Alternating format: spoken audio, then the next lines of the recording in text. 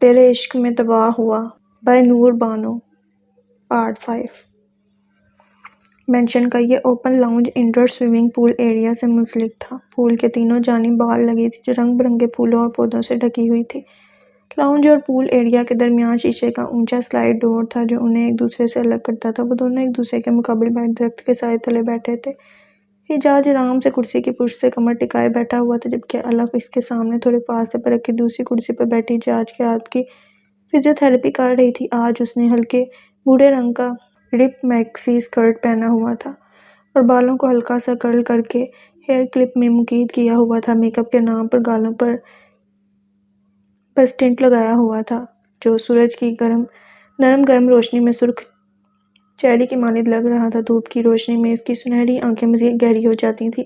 حجاج بنا پلکیں جھپکائے پورے نمناک سے الف کے چہرے پر آتے جاتے رنگوں کو دیکھ رہا تھا۔ سکون کی مختلف اقسام ہوتی ہیں لیکن یہ قسم سب سے اعلیٰ تھی جو اسے الف کی موجودگی میں محسوس ہو رہا تھا۔ تم اور میں دو بالکل مختلف انسان ہیں، وہ حجاج کی نظریں خود پر جمی دے کر بے ساختہ بولی۔ محبت میں ایک جیسا ہونے کی کوئی شرط نہیں، محبت تو پانی کی طرح ہوتی ہے، اپنا رستہ خود بنا لیتی ہے۔ الف کے ہاتھ ساکن ہوئے۔ ہاں، اسی لیے تم نے ہاتھ کے درد کا بہانہ بنا کر مجھے زبردستی یہاں روکا ہوا ہے۔ وہ برہم ہوئی۔ درد واقعی ہے، وہ زمین کو گھڑتے ہوئے بولا، لیکن ہاتھ میں نہیں۔ وہ لب کاٹتا ذہن میں نیل فالس کھوجنے لگا۔ الف اس کی باتوں کا ارتکاز سمجھ چکی تھی۔ انگلی کے پھول کو انگوٹھے سے مسلتے ہوئے وہ ہری گھاس کو گھوڑنے لگی۔ میں اپنے ڈیڈ سے بہت پیار کرتی تھی حجاج، وہ رکی۔ حجاج اسے دیکھ رہا تھا۔ میرے ڈیڈ بلیک منی کو وائٹ کرنے کا کام کرتے تھے۔ میں، موم اور ڈیڈ اپنی مڈل کلاس زندگی میں بہت خوش تھے، مگر ڈیڈ کے لیے وہ زندگی کافی نہیں تھی۔ وہ مزید پیسہ کمانا چاہتے تھے، جس وجہ سے انہوں نے غلط لوگوں سے پنگا لے لیا اور ان کی ایک غلطی نے مجھ سے میرے ماں اور باپ دونوں چھین لیے۔ حجاج کئی لمحوں تک کچھ بول نہیں سکا۔ مجھے آکسفورڈ یونیورسٹی کی اسکالرشپ ملی تھی ان دنوں۔ میں بہت خوش تھی کیونکہ وہ میری ڈگری کا آخری سال تھا۔ انہی دنوں مجھے موم اور ڈیڈ کی ڈیتھ کی خبر ملی۔ تمہارا تعلق جس جہاں سے ہے اس جگہ نے میرا پہلے ہی بہت بڑا نقصان کیا ہوا ہے حجاج، تم سے دل لگا کر میں مزید کوئی رسک نہیں لے سکتی۔ اس کی سنہری آنکھیں آنسوؤں سے بھرنے لگیں جسے چھپاتے ہوئے اس نے اپنے چہرے کا رخ سوئمنگ پول کی جانب موڑ لیا۔ میں نے اپنی زندگی کے بہت اہم انسانوں کو کھو دیا اور میں ایک بار پھر ایسی تکلیف سے نہیں گزرنا چاہتی۔ اس نے آسمان کی جانب سر اٹھا کر بادلوں کے بیچ نظر آتے ایک پیکر کو دیکھا اور پھر اچانک ٹھٹک کر پیچھے کو سمٹی۔ حجاج گھٹنوں کے بل اس کے قدموں میں بیٹھ رہا تھا۔ وہ منجمد ہوئی۔ مجھے نہیں معلوم محبت کیا ہے، میں نے کبھی یہ جذبہ خود میں محسوس نہیں کیا، لیکن میرے لیے تم میرا سکون، میرا جنون، میری عادت، میری چاہت، میری کل کائنات ہو۔ الف، حجاج یوسف زندانی تمہارے بغیر ادھورا ہے، اسے صرف تم ہی مکمل کر سکتی ہو۔ وہ الف کے قدموں میں گھٹنوں کے بل نظر جھکائے بیٹھا تھا اور وہ کئی لمحوں تک اپنی شستر نگاہیں اس پر سے ہٹا نہ سکی۔ لیکن تم، اس نے دانستہ اپنی بات ادھوری چھوڑ دی۔ مانا کہ میں ایک برا انسان ہوں مگر میری نیت میں تمہیں لے کر کوئی فتنہ نہیں، مصاف گوئی سے بولا۔ ہاں، میرے سیاہ کاموں کی فہرست بہت لمبی ہے، میں نے بہت سے لوگوں کی جانیں لی ہیں، بہت سے لوگوں کے ساتھ غلط کیا ہے۔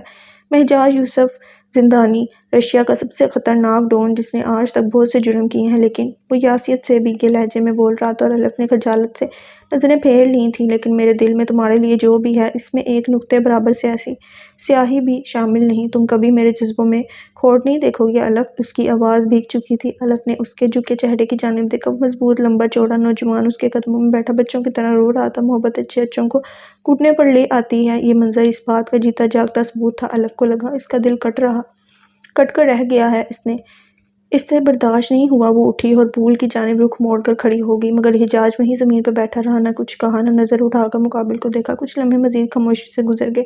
ہمارے خاندان کے مردوں کا وقت محبت کے معاملے میں بہت خراب ہے، ہم زندانیوں نے ہمیشہ اپنی من پسند عورتوں کو کھویا ہے۔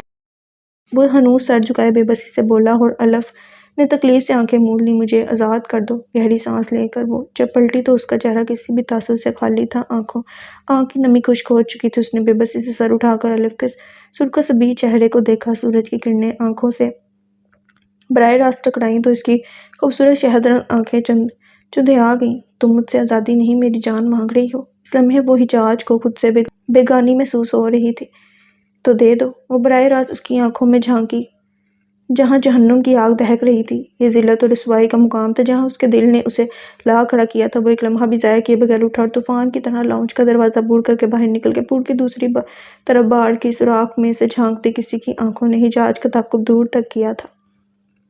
شام کے سائے ماسکو شہر کی خوبصورتی کو پورے اسرار پیکر میں ڈال رہے تھے۔ رات کی چادر اوڑھے یہ شہر اپنے آپ میں انکہی داستانِ خود میں چھپائے حجاز کی تنہائی کا مذاق اڑا رہا تھا۔ پورا دن بے مقصد دیوانوں کی طرح سڑک پر گاڑی بھگانے کے بعد وہ اپنے اندر اٹھے طوفان کو ٹھنڈا کرنے کے لیے سمندر کنارے آ گیا تھا۔ خاموش سیاہ آسمان پر دودھیا چاند ٹھنڈی ہواؤں کے ساز پر رقص کر رہا تھا۔ سمندر کی لہروں کے شور میں اس کے اندر کا شور دم توڑنے لگا۔ کچھ دیر سیٹ سے پشت ٹکائے وہ خالی ذہن کے ساتھ ونڈ سکرین سے باہر دیکھتا رہا۔ گھٹن محسوس ہونے پر اس نے شرٹ کے اوپر کے 2 بٹن کھول دیے تھے، مگر سانس لینے میں پھر بھی دشواری محسوس ہو رہی تھی۔ گاڑی کا شیشہ نیچے گراتے ہوئے اس نے ڈیش بورڈ پر رکھا سگار کیس اٹھایا اور ایک سگار جلا کر آنکھیں موند لیں اور سر دوبارہ پیچھے سیٹ پر گرا دیا۔ لوگ تو محبت میں واقعی جان دے دیتے ہیں اور حجاز یوسف زندانی اسے آزادی نہیں دے سکا تھا۔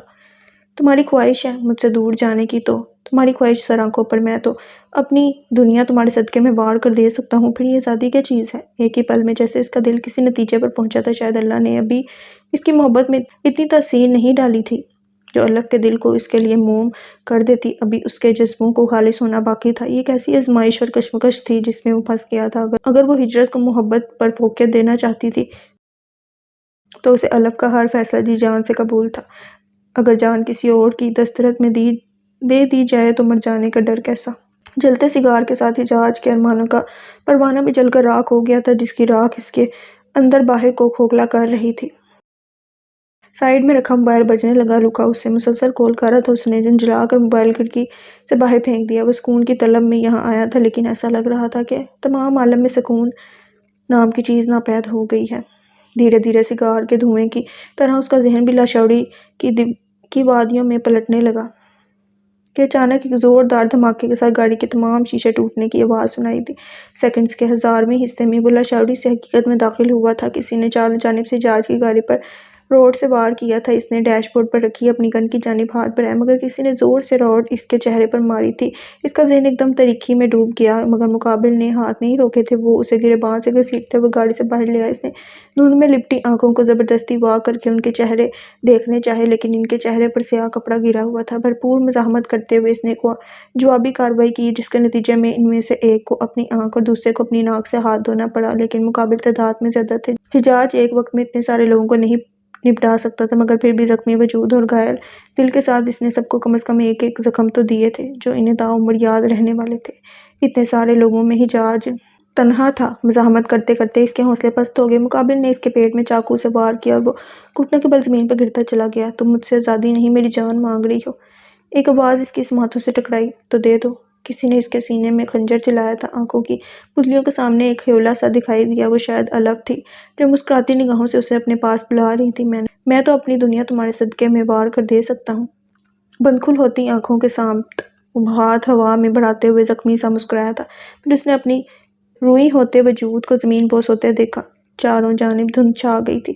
سائرن کا شور اور بہت سے لوگوں کے قدموں کی آواز نے اس کی زخمی سماعتوں پر دستک دی تھی، مگر وہ دنیا کے شور و گل سے بے نیاز لاشعوری کی گہرائی میں اتر چکا تھا، جہاں سناٹا تھا، مکمل سناٹا۔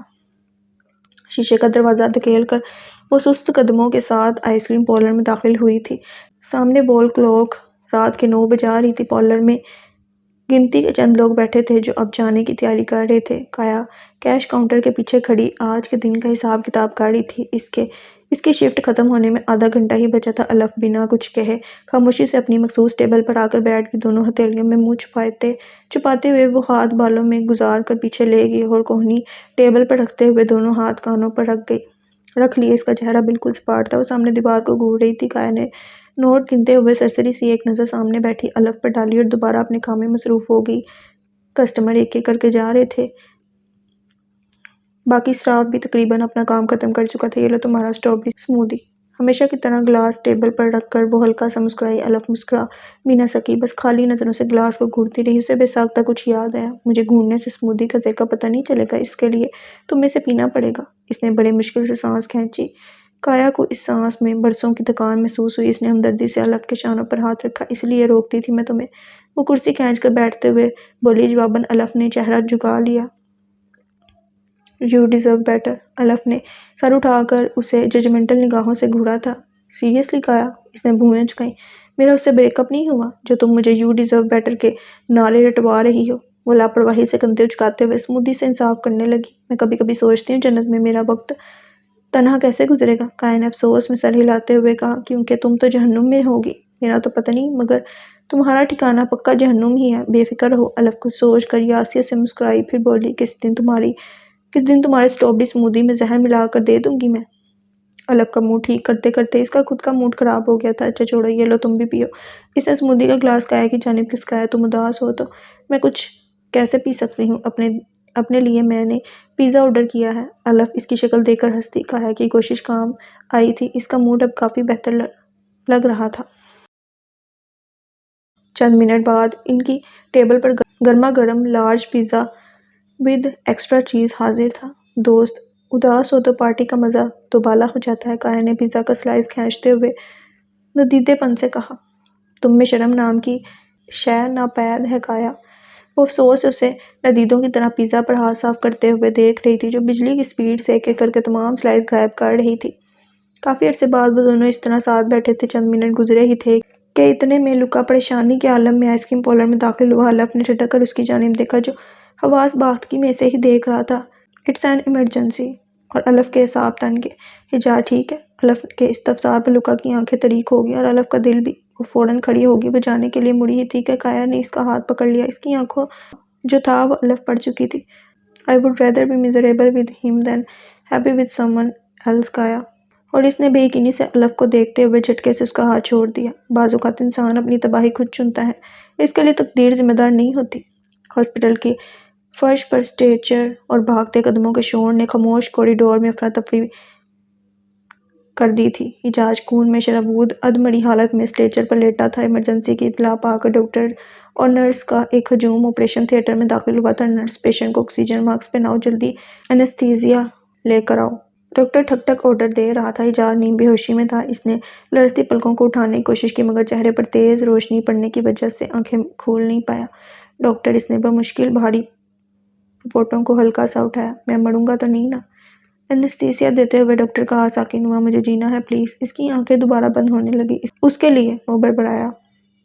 نرس اور ڈاکٹر نے حیرانی سے ایک دوسرے کو دیکھا۔ آج سے پہلے بھی بہت بار ان لوگوں نے حجاز کو اس حالت میں دیکھا تھا، لیکن زندگی میں پہلی بار اس نے جینے کی تمنا کی تھی، وہ بھی کسی اور کے لیے۔ اینستھیزیا کا اثر دھیرے دھیرے اس کے ذہن اور جسم کو پرسکون وادیوں میں دھکیل رہا تھا۔ ایک دم اس کے جسم سے کسی نے سارا درد نچوڑ لیا۔ وہ ایک بار پھر گہری نیند میں چلا گیا تھا۔ اپنے پسندیدہ شخص سے چاہے جانے کی خواہش وہ آخری ضد ہے جسے چھوڑ دینے سے انسان آزاد ہو جاتا ہے۔ شعلہ تھا، جل بجھا ہوں، صدائیں مجھے نہ دو۔ حجاز دھیرے دھیرے بیدار ہوتی سماعتوں سے بار بار ایک شناسا سی آواز ٹکرا رہی تھی، حجاز تم ٹھیک ہو؟ اس نے آہستگی سے آنکھوں کو وا کر کے دھند میں لپٹے اس چہرے کو دیکھنے کی کوشش کی۔ حجاز ایک ایک کر کے اس کی تمام حسیں بیدار ہونے لگی۔ ذائقے کی حس، اسے اپنی زبان پر کرواہٹ محسوس ہوئی۔ سونگھنے کی حس، اسے اپنے اطراف میں مدہوش کر دینے والی خوشبو چکراتی محسوس ہوئی۔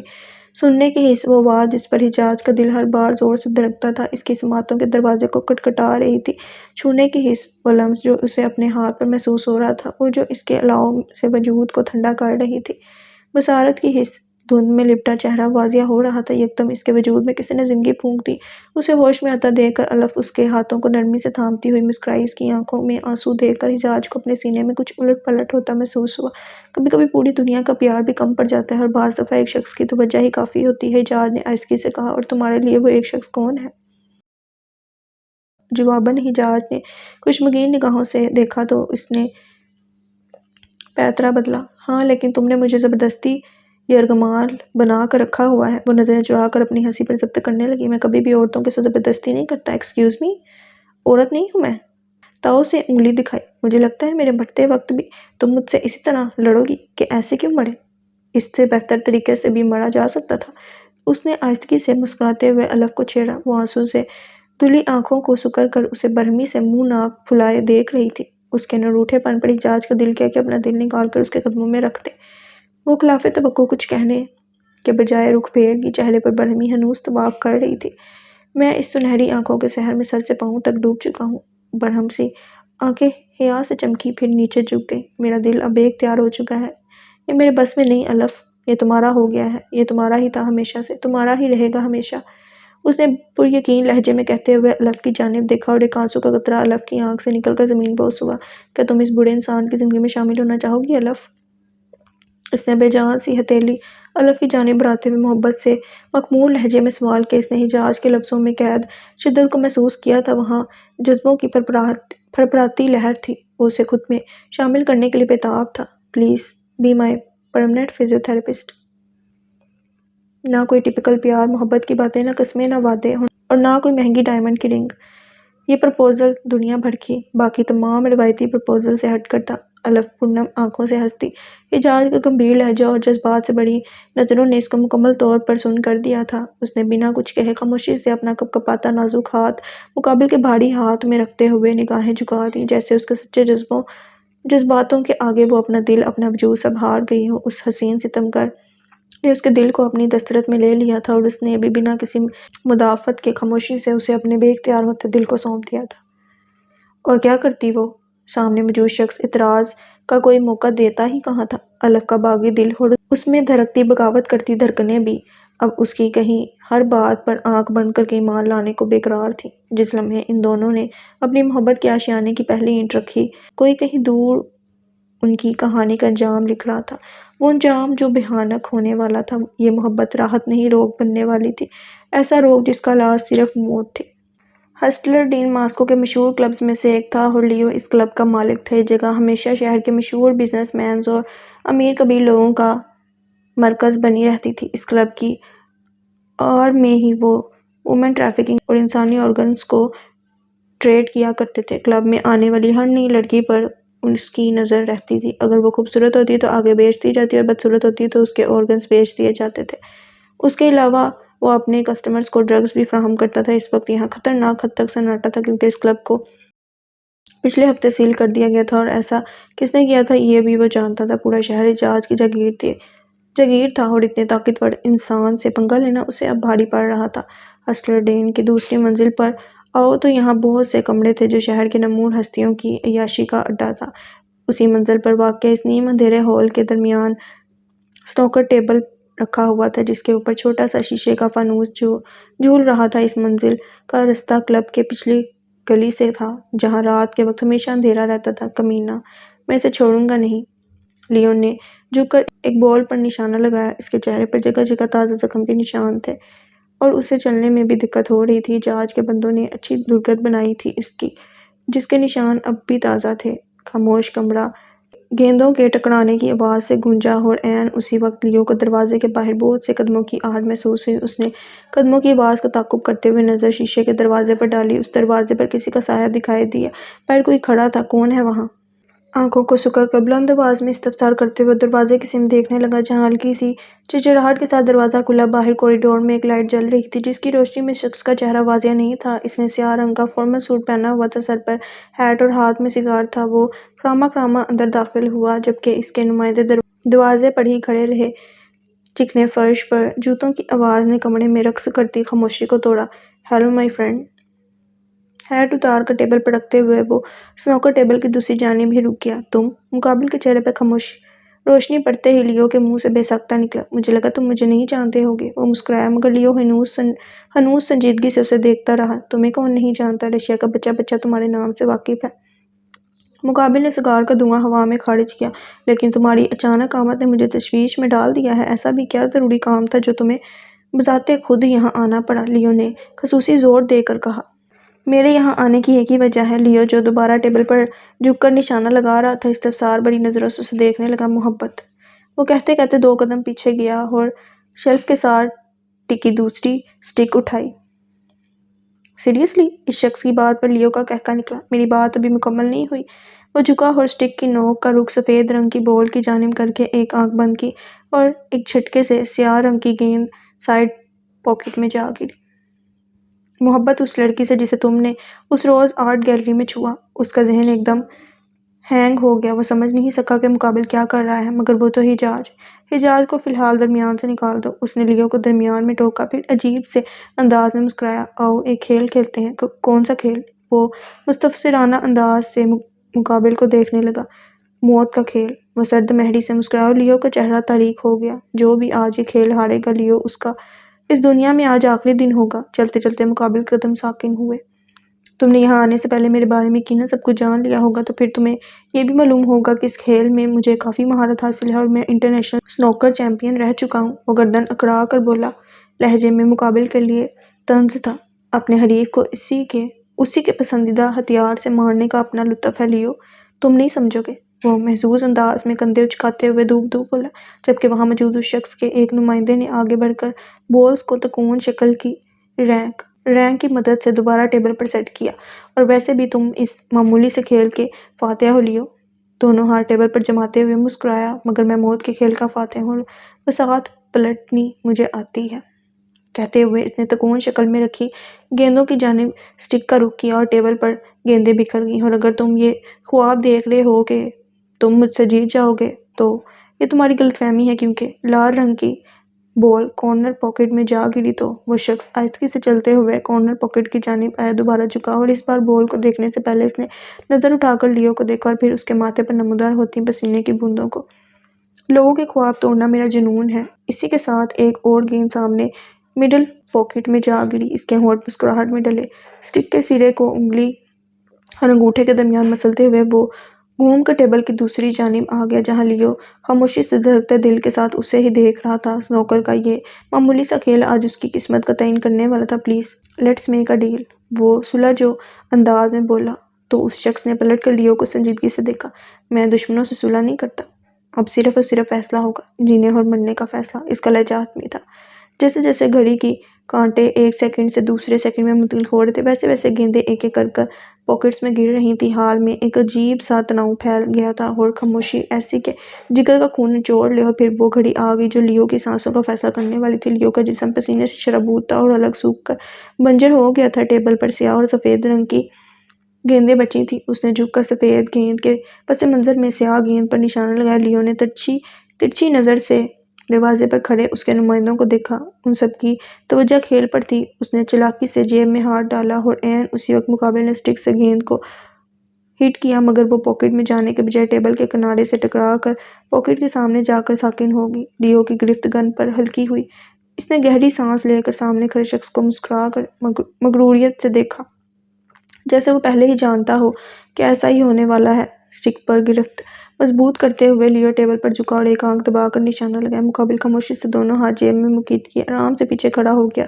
اس کے چہرے پر قیامت خیز سناٹا تھا۔ سفید گیند سیاہ گیند سے ٹکرائی اور سیاہ گیند پاکٹ میں جا گری۔ لیو نے فاتحانہ انداز میں ہنستے ہوئے پیچھے کھڑے شخص کو بھویں اچکا کر دیکھا۔ کیا کہہ رہے تھے تم کہ میں موت کے کھیل کا فاتح ہوں؟ اب کیا کہو گے تم؟ ہاں، وہ طنزیہ انداز میں بولا۔ وہ دونوں آمنے سامنے کھڑے تھے۔ اس شخص نے رسان سے پہلے لیو کو دیکھا، اس کے بعد ایک نظر پیچھے ٹیبل پر ڈالی، پھر مذاقہ خیز انداز میں ہنسا تو لیو کے چہرے پر ناسمجھی کے تاثرات ابھرے۔ وقت سے پہلے جیت کا جشن نہیں مناتے لیو، اس شخص نے اس کے کان کے پاس جا کر سرگوشی کی تو اس نے پلٹ کر سنوکر ٹیبل کی جانب دیکھا۔ وہاں سفید گیند نہیں تھی۔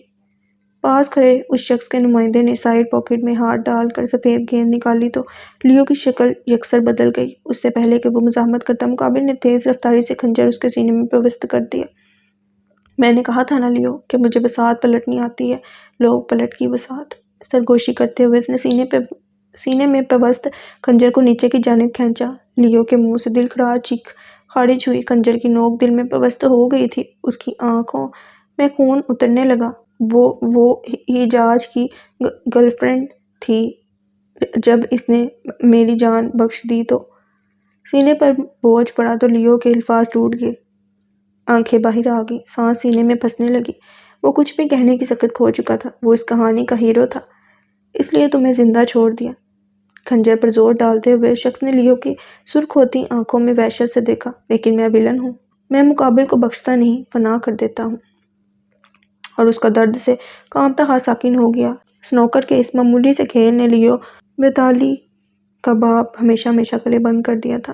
زندگی اور موت کے درمیان چند مسافت کی دوری ہوتی ہے، صحیح وقت پر صحیح جگہ نشانہ لگ جائے تو قصہ ہی ختم ہو جاتا ہے، جیسے لیو کا ہو گیا تھا۔ سر، آگے کی کیا آرڈرز ہیں؟ ہاسٹلر ڈین سے نکلتے ہوئے اس کے خاص نمائندے نے استفسار کیا۔ بس کچھ دن کا مزید انتظار، پھر الف یہاں ہوگی میرے پاس، اس نے سگار کا کش بھرتے ہوئے کہا۔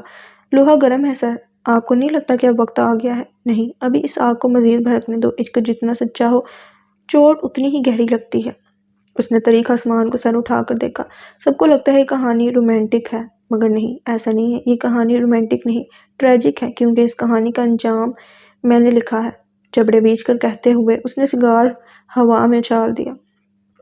کسی نے درست کہا تھا، دل کی چوٹ سب سے بری چوٹ ہوتی ہے۔ ایسا لگتا ہے جسم سے ساری توانائی نچوڑ لی گئی ہو۔ درد کے مارے انسان پھر پڑانے لگتا ہے۔ حجاج کو آرام کرنے کا کہہ کر وہ دوبارہ باہر آ گئی تھی۔ اسے روم سے باہر آتا دیکھ کر لکا بینچ سے یکدم کھڑا ہو گیا۔ آپ کیسے ہیں بوس؟ کیا ہوش آ گیا انہیں؟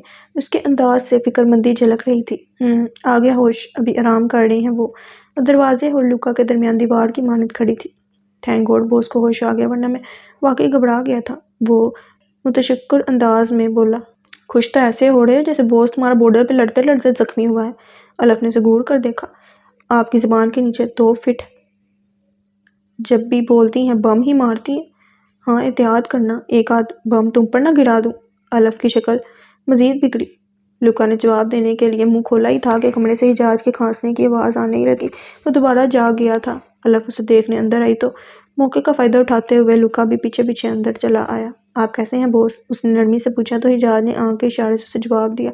بوس کا چمچہ جب دیکھو تم چھلے کی طرح بوس کے سینے سے چپکا رہتا ہے۔ الف گلاس میں پانی ڈیلتے ہوئے ایسکی سے ببرائے۔ آپ نے کچھ کہا میم؟ اس نے جان بوجھ کر اسے مخاطب کیا۔ نہیں، میں اللہ کا شکر ادا کر رہی تھی بس۔ الف دانت کچکچاتے ہوئے مصنوعی سا مسکرائی۔ دم چلا، آہستگی سے اضافہ کیا۔ تم دونوں کی جنگ عظیم ختم ہو گئی ہو تو میں کچھ کہوں؟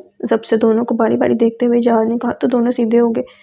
لکا تمہارے لیے کام ہے۔ حجاج کے کہنے پر وہ تھوڑا نزدیک آیا۔ اس ڈاکٹر کا پتہ لگاؤ جس نے میری ماں مرے خلجی کا پوسٹ مارٹم کیا تھا۔ لکا کی بھویں مستفسرانہ انداز میں اٹھیں۔ میں ان کی موت کی اصل وجہ جاننا چاہتا ہوں، بمشکل کہتے ہوئے اس نے گہری سانس لی۔ تکلیف کی وجہ سے اس سے بات بھی نہیں ہو پا رہی تھی۔ ماریہ خلجی، اس نام پر الف کے ہاتھ ساکن ہوئے۔ کیا وہ تمہاری ماں تھی حجاج؟ اس نے حیرانگی سے استفسار کیا تو دونوں نے بروقت اسے دیکھا۔ اس کا مطلب عیسیٰ خلجی تمہارا کزن ہے؟ کمرے میں سناٹا چھا گیا۔ میرے ڈیڈ اور موم کی لو میرج تھی، وہ دونوں ایک دوسرے سے بے انتہا محبت کرتے تھے۔ وہ تعصب سے بولا، لیکن میں نے تو پڑھا تھا کہ ماریہ خلجی نے سوسائڈ کیا تھا کیونکہ تمہارے ڈیڈ نے۔ اس نے زبان دانتوں تلے دباتے ہوئے جملہ ادھورا چھوڑ دیا۔ میرے ڈیڈ بے وفا نہیں تھے الف، وہ بولا تو اس کی آنکھوں میں زبان بھر کا کرب جمع تھا۔ سب کو لگتا تھا کہ موم نے ان کی وجہ سے خودکشی کی ہے، لیکن یہ حقیقت نہیں ہے۔ وہ لمحے بھر کے لیے رکا۔ موم کی ڈیتھ کے بعد میں نے انہیں ہر پل ہر لمحے مرتے دیکھا ہے۔ موم کے جانے کے بعد وہ جتنا عرصہ بھی جیے وہ کسی عذاب سے کم نہیں تھا۔ محبت کے بغیر جینا بہت مشکل ہے الف۔ اس نے ٹھٹک کر حجاج کے چہرے کو دیکھا۔ وہ سامنے دیوار کو گھورتے ہوئے بول رہا تھا، پوری زندگی ان کے سینے پر اس جھوٹے الزام کا بوجھ رہا ہے، لیکن جب وہ اپنی آخری سانس لے رہے تھے تو میں نے ان کی آنکھوں میں دیکھا تھا، ان کی آنکھیں زندگی سے بھرپور تھیں، یوں جیسے پوری زندگی انہوں نے بس اسی ایک لمحے کے انتظار میں کاٹی ہو۔ اس نے گہری سانس لے کر آنکھیں موند لیں۔ وہ لمحہ ملاقات کا لمحہ تھا، موم سے ملاقات کا لمحہ۔ وہ چاہتے تو اپنی جان لے سکتے تھے، لیکن انہوں نے جدائی کا سفر طے کیا۔ ان سے ملنے کی طلب میں خود کو پہلے راغ کیا۔ جب محبت میں جدائی کا سفر آ جائے تو وہ محبت عام نہیں رہتی، خالص ہو جاتی ہے۔ حجاج کی بند آنکھ کے کنارے پر ابھرتی نمی کسی نے محسوس نہیں کی تھی۔ میرے ڈیڈ بے وفا نہیں تھے الف، اور یہ بات میں ثابت کر کے رہوں گا۔ اس نے عزم سے بولتے ہوئے لکا کی جانب دیکھا تھا۔ اوکے بوس۔ اس کی نظروں کا ارتکاز سمجھ کر سر اس بات میں ہلاتے ہوئے وہ کمرے سے نکل گیا۔ حجاج نے الف کی جانب دیکھا۔ اس کی آنکھوں میں بہت سوالات ہیں۔ میں جانتا ہوں تمہارے دل میں بہت سے سوالات ہیں، لیکن فی الحال میں ان کے جواب نہیں دے سکتا۔ الف سمجھ سکتی تھی کہ وہ ابھی کافی تکلیف میں ہے۔ اس نے بنا کچھ کہے سر اس بات میں ہلا دیا تو حجاج نے پرسکون ہو کر آنکھیں موند لیں۔ بوسمنی ڈسٹرکٹ میں واقع ایک خاموش ابینڈن ویئر ہاؤس رات کی تاریکی میں پراسرار دکھتا تھا۔ یہ ایک میٹ ویئر ہاؤس تھا جہاں کئی سالوں پہلے رشیا کے مختلف شہروں سے لوگوں کو نوکری کے بہانے بلایا جاتا اور ان کا قتل کر کے ان کے گوشت کو آگے ریسٹورنٹ اور 5 اسٹار ہوٹلز میں بیچ دیا جاتا تھا، مگر کچھ عرصہ بعد ہی اس جگہ پر چھاپہ مار کے گورنمنٹ نے اس ویئر ہاؤس کو ہمیشہ کے لیے سیل کر دیا۔ گنگور بادلوں کے درمیان چمکتے چاند کی ہلکی روشنی میں یہ ویئر ہاؤس لاکھوں لوگوں کی آہو فغاں کا مرکز محسوس ہوتا تھا، جس وجہ سے اس طرف انسانوں کا آنا جانا خاص طور پر رات میں نہ کے برابر تھا۔ اس خستہ حال ویئر ہاؤس کی ٹوٹی کھڑکیوں سے اندر جھانک کر دیکھو تو دور تک محض اندھیرا ہی دکھائی دیتا تھا۔ ادھری ہوئی دیواریں، گند سے اٹی زنگ شدہ مشینیں اور بہت سے خفیہ کمرے جہاں کبھی انسانی گوشت کو برف کی تہہ میں سونے کی طرح چھپا کر رکھا جاتا تھا، آج کسی بنجر قبرستان کی مانند لگتا تھا، یوں جیسے اس جگہ کو جڑ سے اکھاڑ کر منہ کے بل پٹک دیا ہو۔ انہی تاریک کمروں میں سے ایک کمرے میں پیلے رنگ کا بلب روشن تھا۔ دیواروں پر بہت سی تصویریں چسپاں تھیں اور ہر تصویر میں بس ایک ہی چہرہ تھا، حجاز یوسف زندانی کا چہرہ۔ درمیان میں ایک ٹیبل رکھا ہوا تھا جس کے پیچھے ایک شخص سیاہ جینز اور ہاف آستین ٹی شرٹ کے اوپر سیاہ رنگ کا لیدر جیکٹ پہنے کھڑا تھا۔ اس کا رخ دیوار کی جانب تھا، چہرے پر سیاہ رنگ کا ماسک لگا ہوا تھا جسے وہ ہمیشہ پہن کر رکھتا تھا۔ اس کی آنکھیں بھورے رنگ کی تھیں۔ وہاں اس قدر خاموشی تھی کہ سانس لینے کی آواز بھی واضح سنائی دیتی تھی، اور اس خاموشی کا سینہ چاک کرتی کسی قدموں کی چاپ نے اس کے کان کھڑے کر دیے۔ قدموں کی آواز بتدریج بڑھنے لگی اور پھر یکدم ان آوازوں نے دم توڑ دیا۔ ہلکی سی چرچراہٹ کے ساتھ دروازہ کھلا تھا، مگر وہ پرسکون انداز میں اپنے بازو سینے پر لپیٹے کھڑا تھا، جیسے وہ پہلے ہی جانتا ہو کہ وہاں آنے والا دوسرا شخص کون ہے۔ پائتھن، میں نے اس لڑکی کی تمام انفارمیشن کلیکٹ کر لی ہے۔ دوسرے شخص کے پکارنے پر وہ گہری سانس لے کر پیچھے مڑا۔ کایا فیونا۔ پائتھن نے ٹیبل پر بکھری کایا کی تصویروں کو دیکھتے ہوئے سرگوشی کی تو ٹیبل کی دوسری جانب کھڑے شخص نے ہاتھ میں پکڑی فائل کھول کر ٹیبل پر رکھ دی۔ کایا فیونا کا تعلق افریقہ سے ہے۔ پچھلے 5.5 سال سے ماسکو میں ایک معمولی سے آئس کریم پارلر میں بطور کیشیئر کام کر رہی ہے۔ کرائے کے فلیٹ میں اکیلی رہتی ہے اور اپنے گھر والوں کو مالی طور پر سپورٹ بھی کر رہی ہے۔ وہ کسی رٹے طوطے کی طرح بولنے لگا۔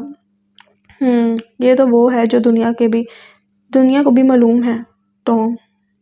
پائتھن آنکھیں سکڑ کر ٹیبل پر جھکا۔ مجھے وہ بتاؤ جو کسی کو نہیں معلوم۔ خوشمگین انداز میں مسکراتے ہوئے اس نے ٹام کو دیکھا۔ کایا فیونا، جسے پیسوں سے بہت زیادہ محبت ہے، اپنی چھوٹی موٹی ضروریات کو پورا کرنے کے لیے امیر لڑکوں کو ڈیٹ کرتی ہے تاکہ اپنا لائف سٹائل مینٹین کر سکے، اور گھر والوں کی ضرورتوں کا خیال وہ بار اور کلبز میں ڈرگز بیچ کر لیتی ہے۔ انٹرسٹنگ۔ تھوڑی کو جاتے ہوئے وہ بولا، لیکن مجھے ایک بات اب بھی سمجھ نہیں آ رہی۔ پہلے تم نے عثمان خلجی کو حجاز کے ہاتھوں دھوکے سے مروا کر عیسیٰ اور حجاز کے درمیان غلط فہمی پیدا کی، پھر اس رات شوٹر بھیج کر حجاز پر فائر کروایا، اور پھر اس پر قاتلانہ حملہ کروا کر اس کی جان بھی خود ہی بچائی۔ اگر تم اس کو مارنا چاہتے ہو تو اس کو بچایا کیوں؟ ٹام کی بات پر پائتھن کے ہونٹ کے کناروں پر مسکراہٹ سمٹی۔ تم سے کس نے کہا کہ میں حجاز یوسف زندانی کو صرف مارنا چاہتا ہوں؟ ٹام کے چہرے پر الجھن پھیل گئی۔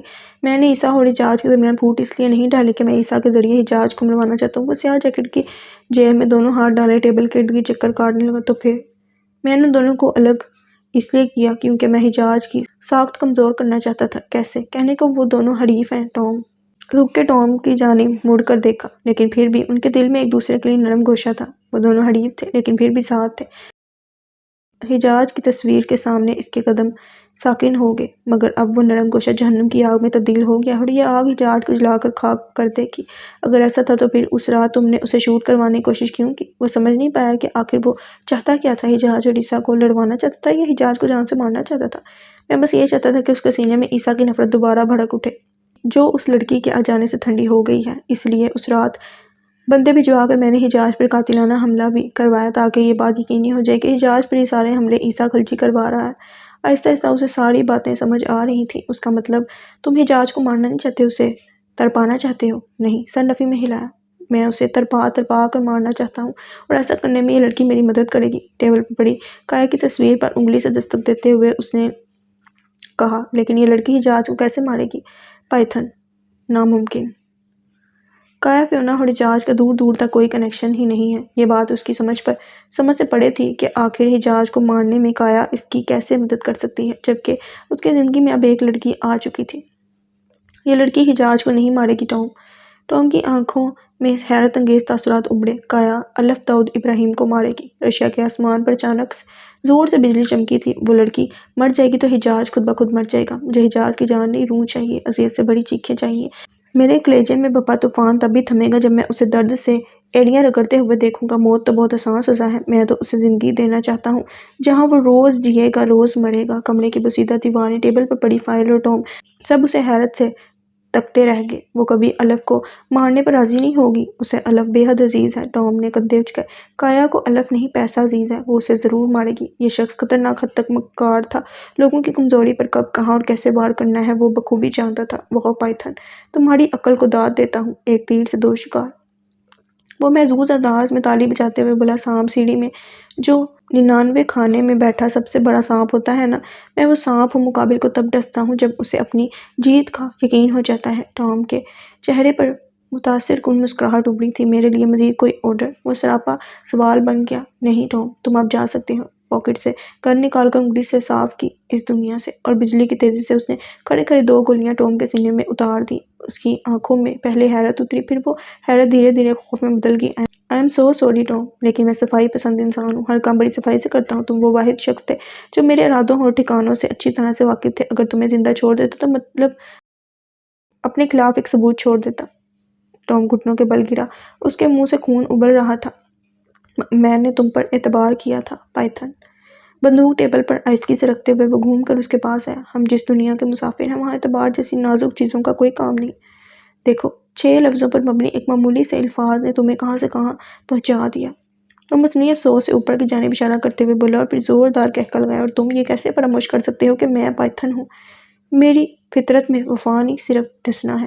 پنجوں کے بل بیٹھ کر انگلی کا رخ اپنی جانب کرتے ہوئے اس نے ٹام کی آنکھوں میں براہ راست دیکھا تھا۔ کمرے میں پھیلی خاموشی کو پائتھن کی زہریلی باتیں پانی کے تراش کی طرح توڑ رہی تھیں، اور اسی کے ساتھ زمین پر اوندے پڑے ٹام کا درد سے کپکپاتا جسم ساکت ہو گیا۔ پائتھن نے اپنی شناخت کو ہمیشہ اندھیرے میں رکھا تھا، بس اسی وجہ سے وہ اپنا چہرہ سیاہ ماسک کے پیچھے چھپا کر رکھتا تھا۔ وہ کون تھا؟